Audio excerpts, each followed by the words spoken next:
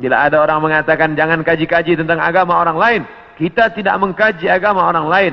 Kita sedang mengkaji Al-Quran, kitab suci kita yang bercerita tentang penyelewengan ajaran Nabi Isa alaihissalam. Ini mesti diluruskan, karena yang kita kaji adalah Al-Quran dan sunnah Nabi Muhammad sallallahu alaihi wasallam.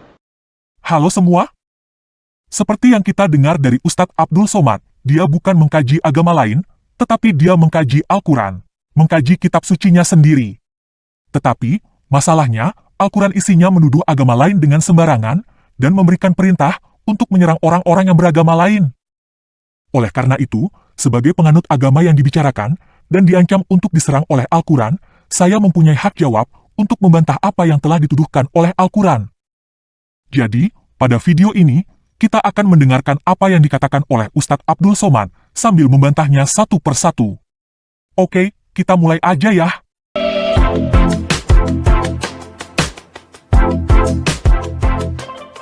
Disebutkan juga dalam Sahih Al-Bukhari. Apa kata Nabi SAW? Tetap dari Abu Hurairah. La taqumus sa'ah, tidak terjadi hari kiamat. Hatta yanzila fikum ibnu Maryam, sampai datang anak Maryam. Yang dimaksud dengan anak Maryam adalah Nabi Isa alaihissalam, hakaman muqsitan, sebagai seorang hakim yang adil. Nah, teman-teman dengar sendiri, Ustadz Abdul Somad yang berkata bahwa Isa anak Maryam akan datang pada hari kiamat sebagai hakim yang adil. Tetapi sayangnya, Abdul Somad tidak menjelaskan apa yang dimaksud dengan hakim yang adil, karena memang tidak ada keterangan dari hadis yang dia kutip. Oleh karena itu, saya memberitahukan kepada teman-teman apa yang dimaksud dengan hakim yang adil pada hari kiamat. 2 Timotius 4 ayat 1 berkata, dengan sungguh-sungguh aku berpesan kepadamu, di hadapan Elohim dan Tuhan, Yesus Kristus, yang akan menghakimi yang hidup dan yang mati, pada saat penyataan dirinya sebagai Raja. Jadi, Yesus akan datang untuk menghakimi semua orang, baik yang masih hidup maupun yang sudah mati, apapun agamanya. Kamu yang Muslim tidak akan dihakimi oleh Muhammad. Silakan kamu bertanya-tanya, kenapa bukan Muhammad? Mungkin keadilan susah didapatkan dari manusia yang condong kepada harta dan hawa nafsu, tapi kerana dia seorang nabi. Nah, Abdul Somad menduga-duga, mungkin karena Isa adalah seorang nabi, bukan seorang manusia yang condong kepada harta dan hawa nafsu. Tetapi, pertanyaannya tetap sama. Kenapa bukan Muhammad? Muhammad juga nabi kan? Apakah karena Muhammad adalah manusia yang condong kepada harta dan hawa nafsu?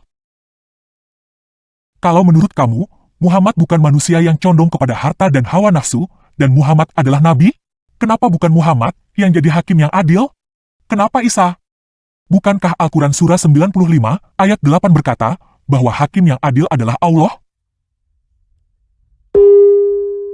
Jadi, kamu punya 2 kemungkinan. Kemungkinan pertama, Muhammad hanya manusia biasa yang condong kepada harta dan hawa nafsu, sesuai dengan perkataan Abdul Somad, sedangkan Isa bukan. Oleh karena itu, yang menjadi hakim yang adil adalah Isa. Kemungkinan yang kedua, Isa bukan hanya sekedar manusia, bukan hanya sekedar nabi, tetapi juga adalah Tuhan. Karena, hakim adil yang mengadili semua manusia, seharusnya adalah Tuhan. Tetapi yang manapun juga yang benar, tetap saja kenyataannya, yang menentukan umat muslim masuk surga atau neraka, adalah Isa, bukan Muhammad. Bukankah dia sudah mati, meninggal dunia? Barrafa'allah. Wa ma qataluhu, mereka tidak berhasil membunuhnya. Wa ma salabuhu, mereka tidak berhasil menyalibnya. Walakin syubbiha lahum, ada orang lain yang diserupakan wajahnya dengan Isa.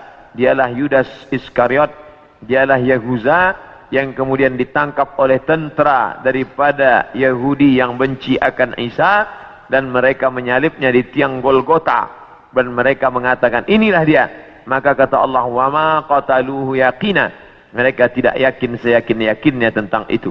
Nah, Abdul Somad mengutip Al-Quran Surah 4 ayat 157 untuk berkata bahwa Isa tidak mati disalibkan, dan Isa yang dimaksud adalah Yesus Kristus. Hal pertama yang ingin saya komentari adalah Abdul Somad menambah-nambahkan isi Al-Quran. Al-Quran Surah 4 ayat 157 tidak berkata bahwa orang yang menggantikan Isa adalah Yudas Iskariot atau siapapun. Dan tidak ada satupun hadis yang memberi keterangan bahwa yang menggantikan Isa adalah Yudas Iskariot. Jadi, Abdul Somad mengarang cerita bohong dan mengajarkannya kepada publik. Kenapa Abdul Somad sampai harus mengarang cerita bohong? Karena Al-Quran tidak jelas. Al-Quran hanya memberitahukan bahwa yang disalibkan bukan Isa, tapi orang lain. Siapa orang lainnya itu, tidak jelas. Kenapa tidak jelas? Ada 3 kemungkinan. Yang pertama, karena Allah SWT tidak tahu siapa yang disalibkan menggantikan Isa. Yang kedua, karena Allah SWT lupa kasih tahu Muhammad siapa yang disalibkan menggantikan Isa. Yang ketiga, karena Al-Quran memang bukan wahyu dari Tuhan. Yang manapun juga yang benar, kenyataannya, Al-Quran adalah kitab yang tidak jelas. Nah, supaya jelas, saya yang kasih tahu kamu. Informasi Al-Quran Surah 4 ayat 157 berasal dari buku-buku dongeng yang sudah dinyatakan palsu, bidat, dan sesat oleh orang Kristen jauh sebelum Muhammad lahir. Sekarang buku-buku itu dikategorikan sebagai gnostik dan apokrifa. Di antaranya berjudul The Second Treatise of the Great Set dan The Gnostic Apocalypse of Peter. Buku-buku itu menceritakan dongeng bahwa yang menggantikan Yesus adalah Simon dari Kirene. Karena Muhammad lupa nama Simon dari Kirene, jadi Muhammad tidak memberitahukan siapa yang menggantikan Isa ketika Muhammad mengarang Al-Quran Surah 4 ayat 157. Yang kedua, bukti nyata bahwa Al-Quran Surah 4 ayat 157 salah adalah ayat itu sendiri. Perhatikan di situ dikatakan, selalu. Mereka, selalu, dalam keraguan-raguan. Keraguan-raguan apa? Keraguan-raguan tentang siapa yang telah disalibkan itu. Benarkah mereka selalu dalam keraguan-raguan tentang siapa yang telah disalibkan? Enggak. Benarkah mereka tidak yakin bahwa yang disalibkan adalah Yesus dari Nazaret? Tidak. Orang Yahudi tidak ragu bahwa yang disalibkan adalah Yesus dari Nazaret. Orang Romawi tidak ragu bahwa yang disalibkan adalah Yesus dari Nazaret. Orang Kristen tidak ragu bahwa yang disalibkan adalah Yesus dari Nazaret. Para sejarawan modern tidak ragu bahwa Yesus dari Nazaret mati disalibkan. Hanya Muhammad dan para pengikutnya yang ragu tentang siapa yang disalibkan. Satu fakta sejarah yang tidak bisa dibantah tentang Yesus adalah kematiannya di atas kayu salib. Yang membantah fakta bahwa Yesus mati di atas kayu salib adalah orang-orang buta sejarah seperti Abdul Somad dan orang-orang yang percaya buta kepada Al-Quran. Bukti bahwa Abdul Somad buta sejarah adalah dia berkata yang menyalibkan Yudas adalah tentara Yahudi. Dialah Yudas Iskariot, dialah Yahuza yang kemudian ditangkap oleh tentara daripada Yahudi yang benci akan Isa dan mereka menyalibnya di tiang Golgota. Abdul Somad tidak tahu bahwa orang-orang Yahudi tidak menyalibkan. Yang menyalibkan adalah orang-orang Romawi. Jadi, Abdul Somad buta sejarah sok tahu ngarang dongeng Yudas disalibkan dan dongengnya diselipkan ke dalam ayat Al-Quran. Al-Quran sama sekali bukan wahyu dari Tuhan, tetapi hanyalah buatan manusia yang lupa siapa nama tokoh pengganti Isa dari dongeng yang dia contek. Kalau kamu berkata bahwa saya menista Al-Quran, saya berkata sama sekali tidak. Justru Al-Quran yang menista agama Kristen dan Alkitab dengan menuduh dan menyebarkan informasi bohong. Kematian Yesus di atas kayu salib adalah fakta sejarah yang tidak bisa dibantah. Dan Yesus bangkit pada hari yang ketiga adalah kabar baik yang kami beritakan. Dengan berkata bahwa Yesus tidak mati disalibkan, Al-Quran sudah mengatakan berita bohong dan menista agama Kristen. Saya hanya memberitahukan apa adanya. Al-Quran isinya memang gak jelas, penuh kesalahan, dan nyontek dari dongeng buatan manusia. Kalau kamu berkata bahwa bukti Al-Quran adalah wahyu dari Tuhan, adalah karena banyak yang hafal, saya berkata, kalau begitu, Undang-Undang Dasar 1945 juga adalah wahyu dari Tuhan, karena banyak orang yang hafal UD 45. Bahkan anak-anak SD juga ada yang hafal UD 45. Banyak yang hafal Al-Quran, tidak membuktikan bahwa Al-Quran adalah wahyu dari Tuhan. Tetapi hanya membuktikan bahwa orang-orang itu kurang cerdas, karena mereka mau buang waktu untuk menghafal apa yang tidak mereka mengerti. Sampai akhirnya pada tahun 324, terjadilah konsili, pertemuan pertemuan seluruh pendeta-pendeta, dan mereka berhasil menyepakati di sebuah kota bernama Nisea. Sekarang letaknya di Turki. Yang dulu kota itu besar dibina oleh seorang raja bernama Konstantinopel, yang kemudian kota itu dirubah oleh Muhammad Al-Fatih menjadi kota Istanbul, kota Islam, negeri Islam, yang berubah menjadi Istanbul. Maka di sana ada satu tempat bernama Nisea. Di Nisea inilah mereka bersepakat bahwa Isa adalah anak Tuhan. Bagian, padahal itu tidak ada disebutkan dalam Injil, tidak ada dalam wahyu Allah Subhanahu wa taala. Yu'arrifunal kalima amma wadhihi, mereka merubah-rubah kalimat yang ada dalam kitab suci sesuai dengan kemauan kehendak hawa nafsu mereka.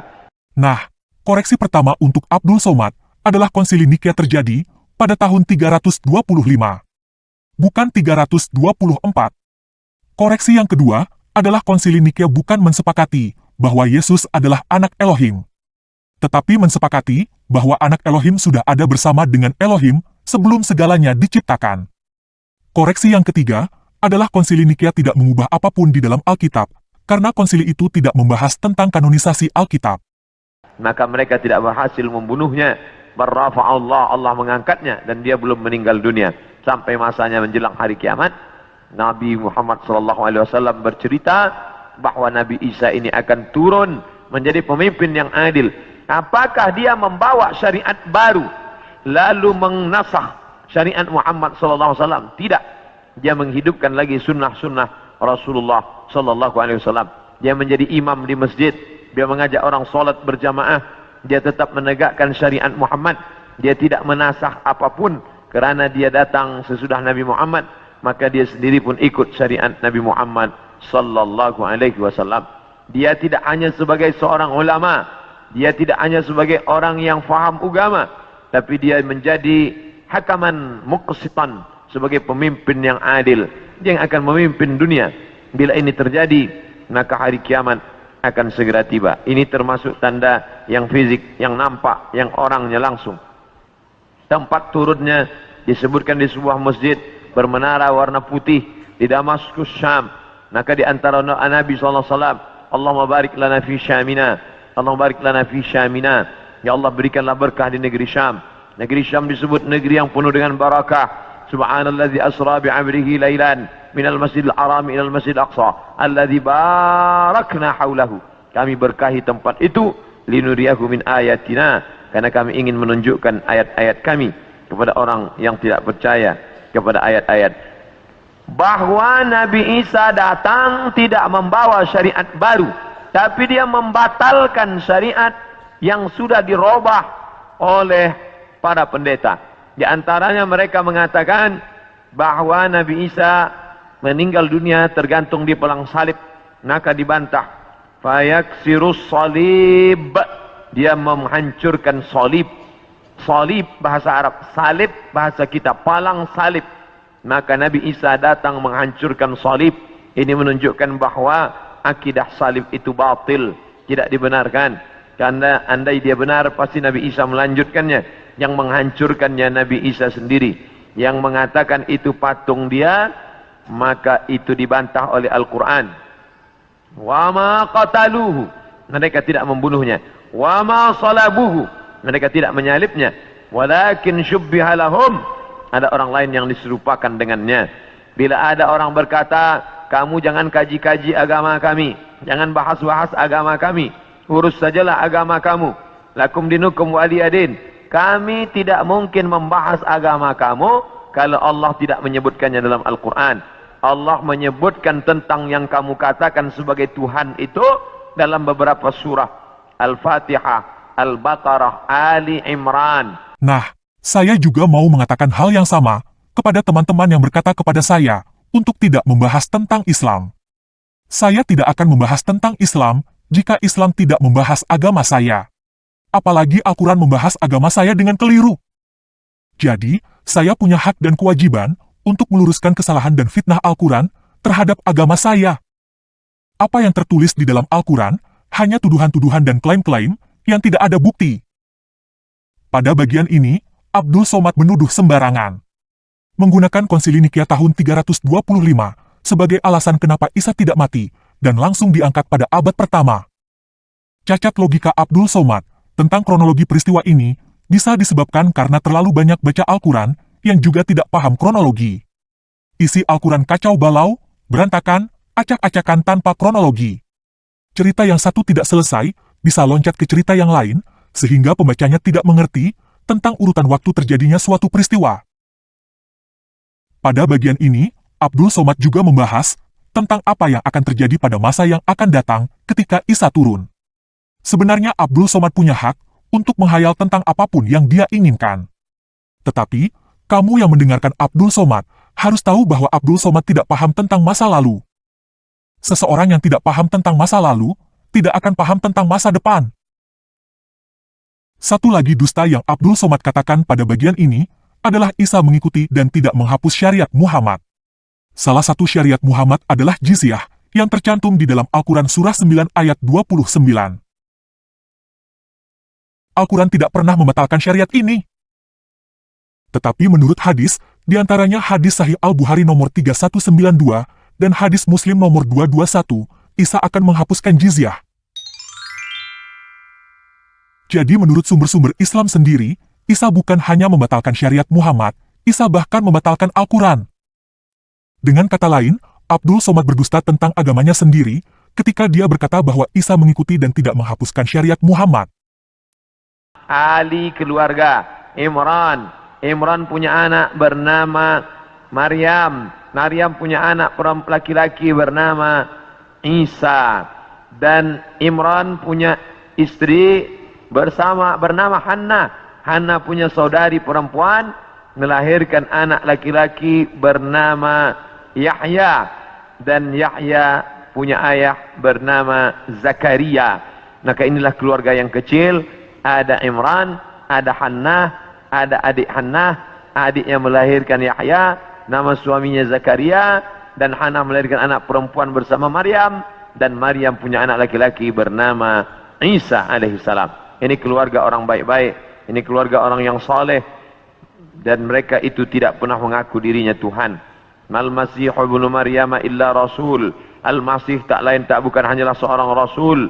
Qad khalat min qablihi rusul, yang sebelumnya sudah ada rasul-rasul, Adam, Idris, Nuh, Salih, Ilyas, Ilyasa, Zakaria, Musa, Yahya, Zulkifli, Daud, Sulaiman, Ayyub, semuanya meninggal dunia. Maka Nabi Nabi Isa alaihissalam pun juga akan meninggal. Hanya saja dia meninggal tidak seperti Nabi yang lain. Hidupnya habis, berakhir. Nabi Isa akan datang sekali lagi dan dia akan menghancurkan salib-salib. Pada bagian ini, Abdul Somad membahas tentang keluarga Isa. Menurut dia, Isa mempunyai seorang ibu bernama Maryam, Maryam mempunyai seorang ayah bernama Imran, Imran mempunyai istri bernama Hannah, Hannah punya saudari yang tidak diketahui namanya, saudarinya Hannah mempunyai suami bernama Zakaria, dan mereka melahirkan Yahya. Abdul Somad berhenti di situ, dengan berkata bahwa ini adalah keluarga kecil. Pertanyaan pertama, kenapa Abdul Somad tidak menyampaikan bahwa menurut Al-Quran Surah 19 ayat 28, Maryam mempunyai seorang saudara bernama Harun? Kemungkinan, karena Abdul Somad sudah tahu bahwa Al-Quran Surah 19 ayat 28 salah. Maryam yang menjadi ibu Isa, bukan saudari Harun, seperti yang diberitahukan oleh Al-Quran. Al-Quran mengira bahwa Maria ibu Yesus adalah orang yang sama dengan Miriam anak Amram, saudari Harun dan Musa, yang tercatat di dalam Alkitab. Karena Abdul Somad tahu bahwa Al-Quran salah, Maryam ibu Isa bukan saudari Harun, makanya dia sembunyikan. Yang kedua, tidak ada nama Hannah di dalam Al-Quran. Kenapa Harun yang namanya tertulis di dalam Al-Quran tidak disebut oleh Abdul Somad? Tetapi Hannah yang namanya tidak ada di dalam Al-Quran, malah disebut oleh Abdul Somad. Dari mana sumbernya Maryam mempunyai ibu bernama Hannah? Umat Muslim mendapatkan nama Hannah dari Al-Tabari. Al-Tabari lahir pada tahun 839 dan meninggal pada tahun 923. Jadi, Al-Tabari hidup kira-kira 200 tahun setelah kematian Muhammad. Dari mana Al-Tabari tahu bahwa nama ibu Maryam adalah Hannah? Apakah Al-Tabari adalah nabi yang mendapatkan wahyu? Seharusnya bukan. Jadi, dari mana Al-Tabari mendapatkan nama Hannah? Jawabannya adalah dari buku Apokrifa yang ditulis pada abad kedua berjudul The Gospel of James. The Gospel of James adalah yang pertama bercerita bahwa ibunya Maria bernama Hannah. Tetapi, masalahnya, suami Hannah atau ayah Maria bukan Imran, tetapi Yoakim. Oleh karena itu, Al-Tabari harus mengarang dongeng baru bahwa suami Hannah atau ayah Maryam menjadi Imran supaya cocok dengan Al-Quran. Jadi, Al-Quran salah lagi di dalam surah 19 ayat 28. Maryam ibu Isa bukan saudari Harun. Ini masih bisa ditutupi karena hanya ada satu ayat. Tetapi, kesalahan bahwa Maryam anak Imran tidak bisa ditutupi karena terlalu banyak ayat di Al-Quran yang menyatakannya. Oleh karena itu, umat muslim harus percaya buta dan ngarang cerita bohong baru untuk menutupi kebohongan yang lama. Apa yang Abdul Somad ceritakan kepada teman-teman pada bagian ini adalah dongeng karangan Al-Tabari. Berikutnya, wa yaqtulul khinzir, dia akan membunuh babi. Apa makna membunuh babi? Kerana mereka menghalalkan babi, seakan-akan babi itu halal, padahal Nabi Isa tidak makan babi. Lalu siapa yang merubah ajaran Isa sehingga mereka menghalalkan babi? Maka yang merubah adalah Paulus. Kata Paulus, sejak Isa disalib menebus dosa manusia, maka semua binatang menjadi halal. Wah, saya baru mendapatkan info dari Nabi ke-26, katanya Isa juga akan membunuh unta. Apa makna membunuh unta? Karena mereka menghalalkan unta, seakan-akan unta itu halal. Padahal Isa tidak makan unta, unta diharamkan oleh Musa di dalam Imamat 11 ayat 4 dan Ulangan 14 ayat 7. Lalu siapa yang merubah ajaran Isa sehingga mereka menghalalkan unta? Maka yang merubah adalah Muhammad. Kata Muhammad, unta bukan hanya halal, tetapi kencingnya pun disuruh diminum sebagai obat. Khitan, Nabi Ibrahim berkhitan, turun kepada Nabi Musa berkhitan, turun kepada Nabi Isa berkhitan, tapi dispesongkan, diselewengkan oleh Paulus. Juga dengan khitan. Paulus pun berkhitan, tetapi Muhammad tidak berkhitan. Selain itu, tidak ada perintah berkhitan di dalam Al-Quran. Mungkin karena Allah SWT lupa kasih perintah berkhitan di Al-Quran? Atau perintah berkhitan tidak penting, sehingga tidak perlu dimasukkan ke Al-Quran? Atau Muhammad mengikuti ajaran Paulus? Paulus yang bernama Saul tidak pernah belajar kepada Isa, tapi lalu kemudian mengaku diangkat sebagai rasul oleh Isa, maka disebut namanya dengan Rasul Paulus. Maka ini dibantah oleh Al-Quran sama sekali.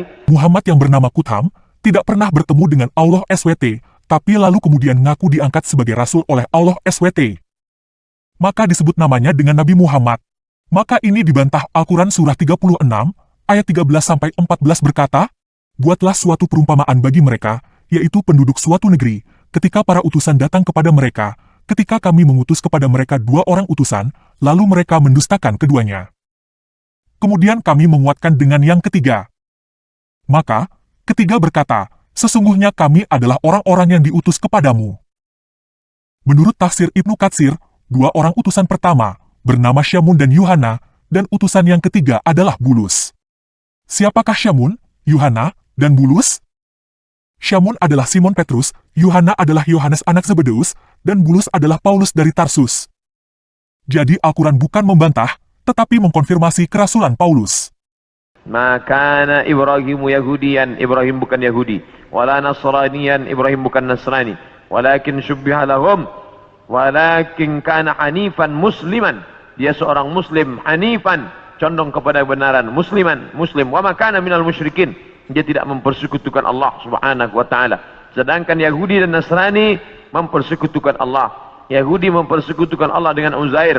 Wa qalatil yahudu Uzairun ibnullah. Orang Yahudi berkata Uzair anak Allah. Sedangkan Nasrani mempersekutukan Allah dengan Yesus, dengan Isa.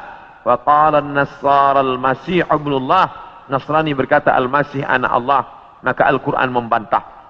Nah, Abdul Somad mengutip Al-Quran surah 9 ayat 30, dan dia menegaskan bahwa Yahudi berkata Uzair anak Allah. Ini adalah salah satu ayat yang paling membuktikan bahwa Al-Quran hanya tukang tuduh tanpa bukti. Karena tidak pernah ada Yahudi yang berkata bahwa Uzair anak Allah. Kamu silakan buktikan sendiri. Cari orang Yahudi di seluruh dunia, dan tanya kepada mereka, apakah Uzair anak Allah?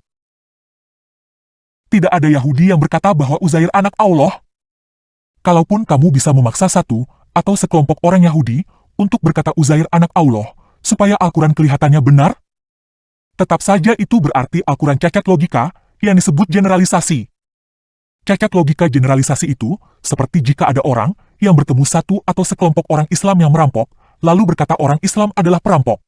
Bila ada orang mengatakan jangan kaji-kaji tentang agama orang lain, kita tidak mengkaji agama orang lain.